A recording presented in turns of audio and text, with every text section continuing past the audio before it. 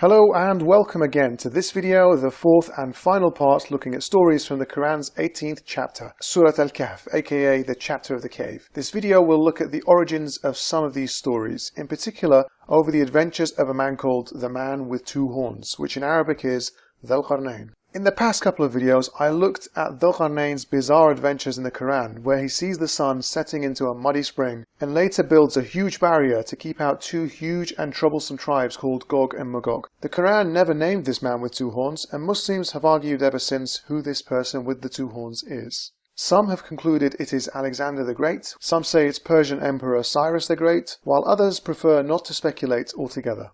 I deliberately avoided referring to this in the past two videos as I felt it was important to try and focus on the absurdities of the stories themselves and not get sidetracked into something less important. But digging deeper into the character of Dhul Qarnayn is very interesting in itself, as it once again shows us how stories, almost universally considered today as legends with barely any historical truth to them, made their way into the Quran and other Islamic texts. Having read the different versions of what remains of the Alexander Romance legends, some of which had been lost over time, I am in no doubt that the character of Dhul Qarnayn mentioned in the Quran was based on the legendary Alexander stories, made up by those who idolized him, not the historical Alexander or any other character.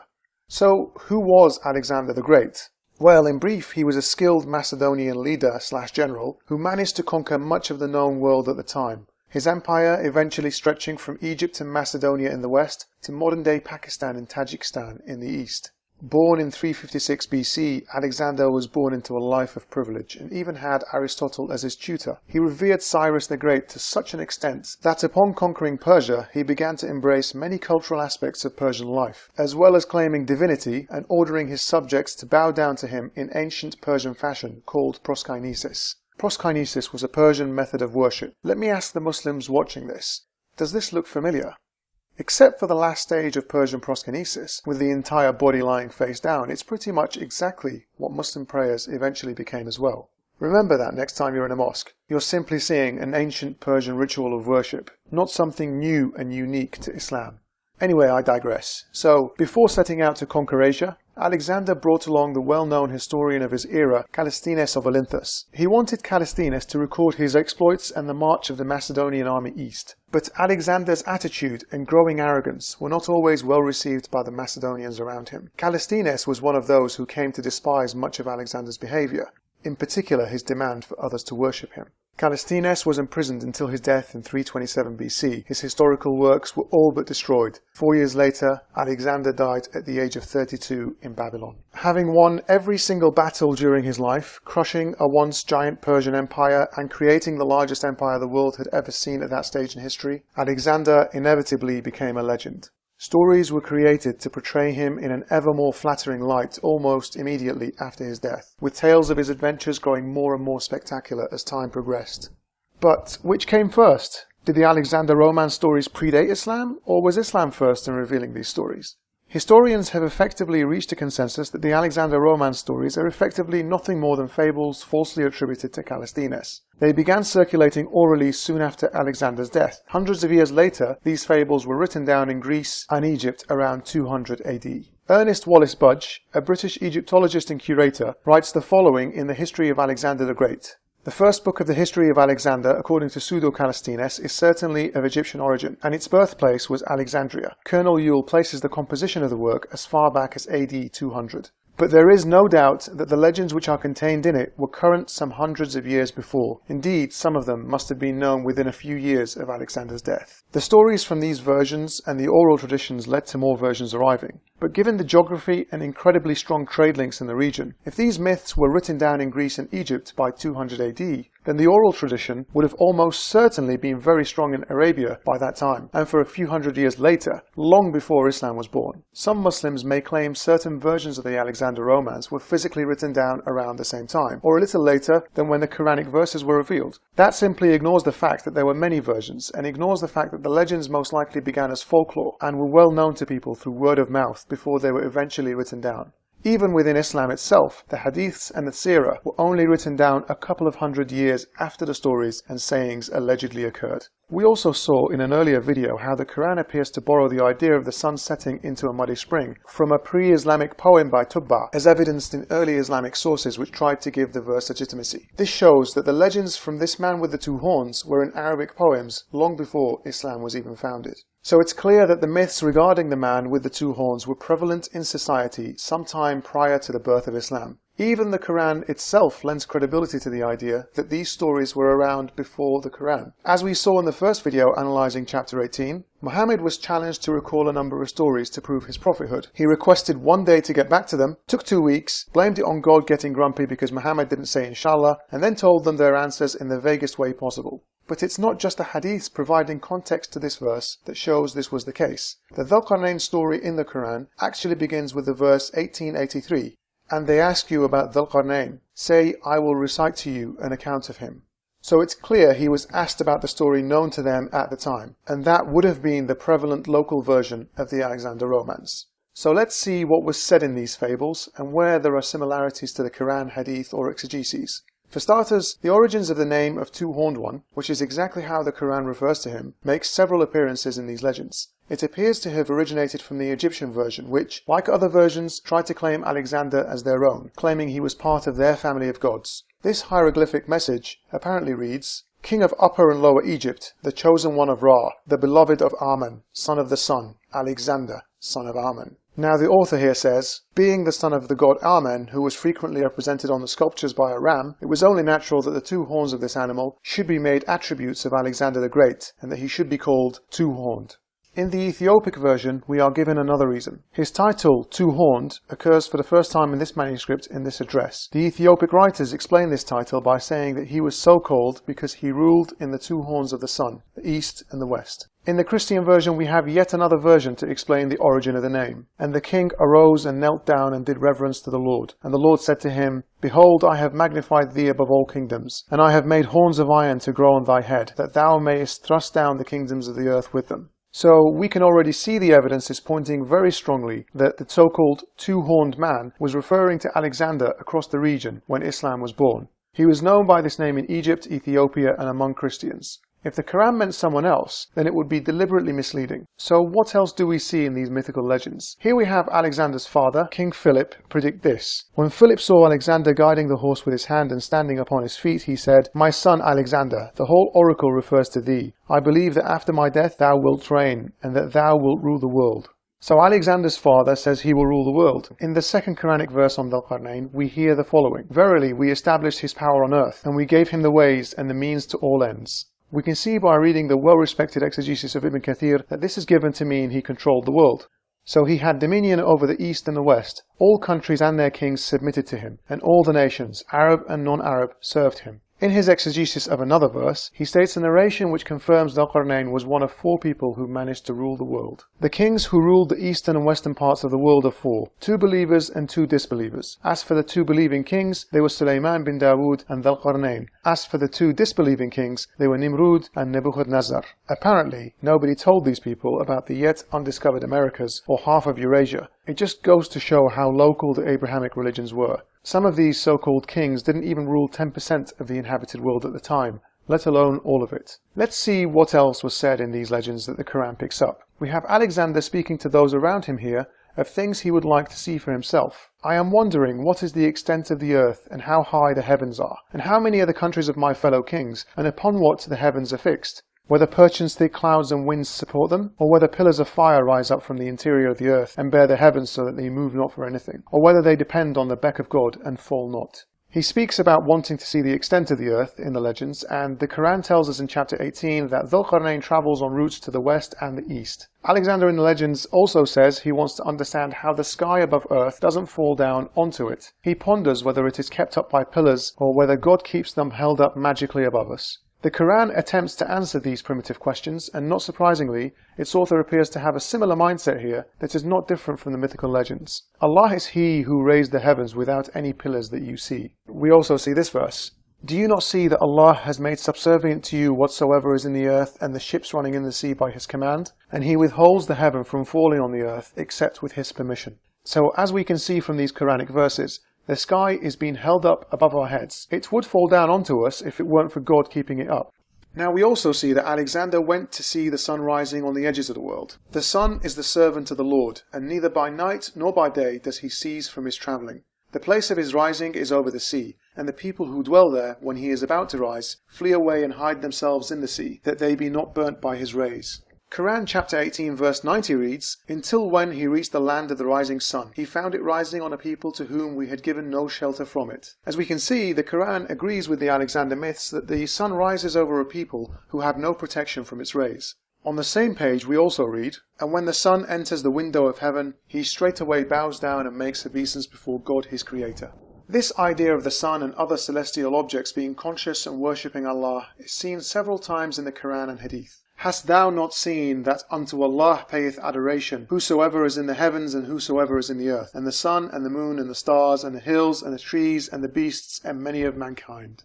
We now arrive at the story of Gog and Magog. I addressed the Islamic narrative of this myth in the last video. The Quran basically tells us this man with two horns, Dhul-Qarnayn, goes to find a people who are annoyed with these troublesome tribes and ask him for help to keep these troublemakers trapped behind two mountains, so they won't cause them any more problems.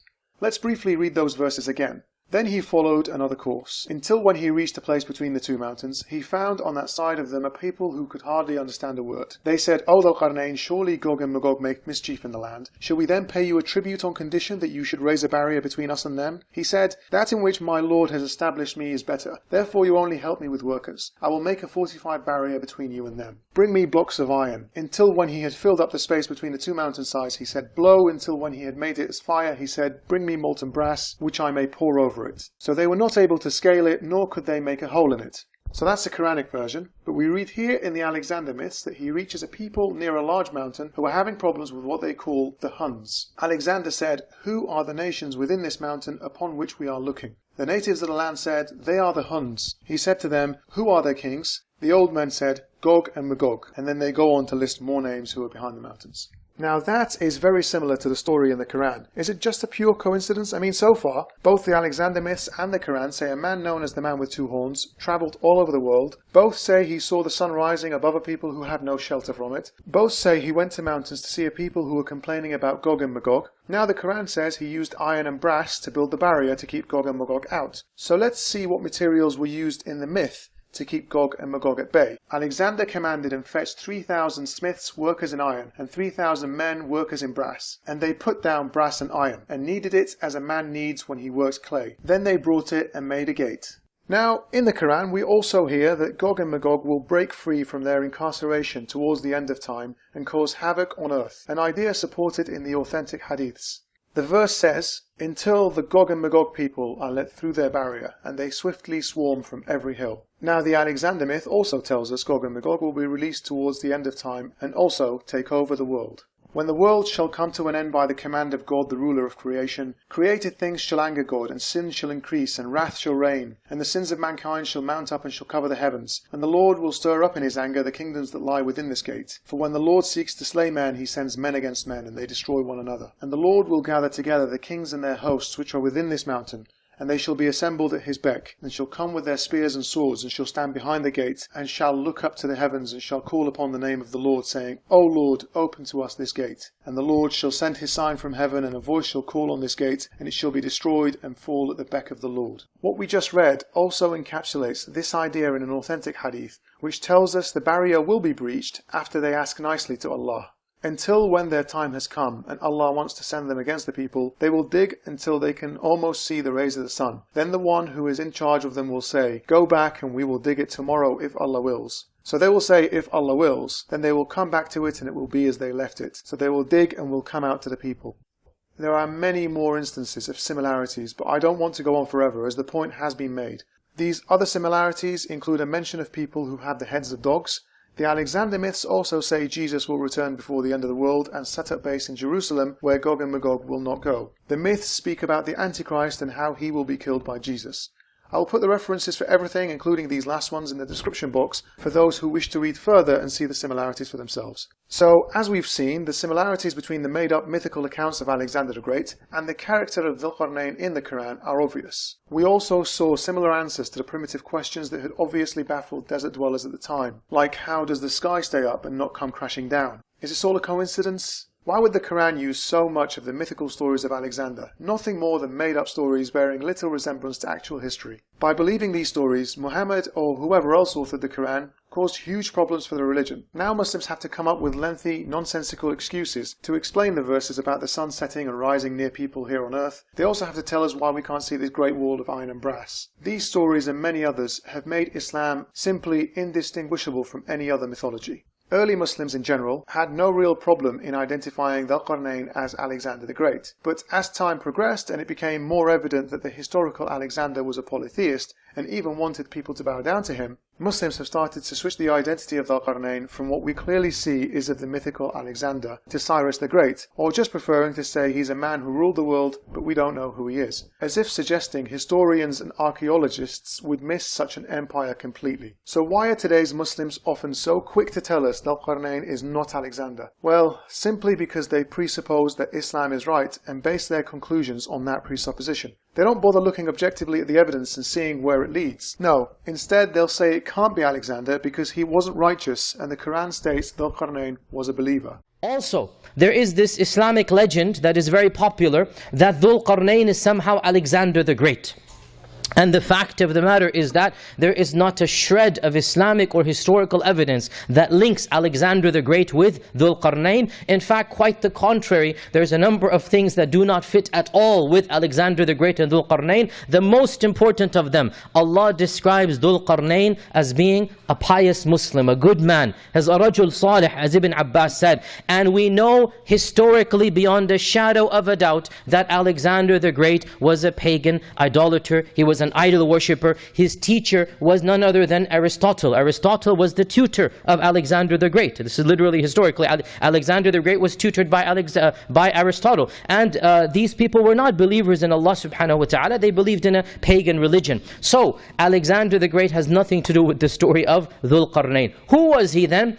Allahu A'lam. People, if you look at the books of tafsir, they give all of these stories, and really in the end of the day, these are simply Islamic legends. There's no shred of evidence in the Quran and Sunnah, and the more details we go into that are unnecessary, the more trouble we put ourselves into. Let's stick with the Quranic story and don't go too much into the details that Allah did not care to tell us about because they're not relevant. See that? He realizes too many questions over this story of the Quran will lead to problems. But why should it if it were true? Why should it lead to problems if the Quran is indeed a perfect book? Surely analyzing a so-called perfect book and believers trying to understand the stories contained within this scripture shouldn't lead anyone to face problems. This apologist basically begins with his conclusion that the Quran is perfect and tries his best to make everything fit so it can remain consistent with his conclusion. This is not the way any academic assessing the Quran's claims objectively would look at the issue. Instead, one would look at the data and the evidence, and in this case it's pretty strong, and conclude that the story appears to be taken from a mythical legend circulating at the time. But obviously a Muslim just cannot admit that. He just has to shrug his shoulders and say God knows, and then advises others not to dig too deep into it and just sweep it under the carpet. Some Muslims today claim it's Cyrus the Great who was Dhul Qarnayn. They'll tell us this based purely on this one picture of a sculpture showing Cyrus with horns and also with wings. But was Cyrus ever known by the name Dhul Qarnayn as Alexander clearly was? Did Cyrus travel to the edges of the earth and witness the sun rising on a people who had no protection from it? Did Cyrus imprison Gog and Magog behind a barrier made of iron and brass? It really is a no-brainer to see what the origin of these stories that made it into the Quran is. Even when looking at the Quran, we can see that Muhammad wasn't really fooling many people around him with the stories. And when it is said to them, believe as the people believe, they shall say, shall we believe as the fools believe? This appears to show that the first people who entered Islam were seen as fools by the rest for being gullible. And in another verse we read this, and they say, the stories of the ancients, he has got them written, so these are read out to him morning and evening. This shows Muhammad was accused at his time of plagiarizing ancient tales and myths. If you're a Muslim and you've made it this far in without stopping the video, leaving an angry comment, disliking and leaving, then I urge you to think hard. I know facing a bitter hard truth is not easy. I know it's far easier to let your bias dismiss any contrary evidence to your belief instead of asking the tough questions. Does it make sense that an all-knowing God would leave his one true religion to be open to so many apparent flaws? Would a true religion and a perfect scripture really require a horde of apologists to make endless and often nonsensical excuses to try and twist the narrative into something more believable? Surely a perfect religion can speak for itself and wouldn't require any apologists. Surely it's time to rethink whether you were one of the few lucky ones who were born into the right religion and into the right sect within that religion. Thank you very much for watching. Share this video where you can, and until next time, goodbye.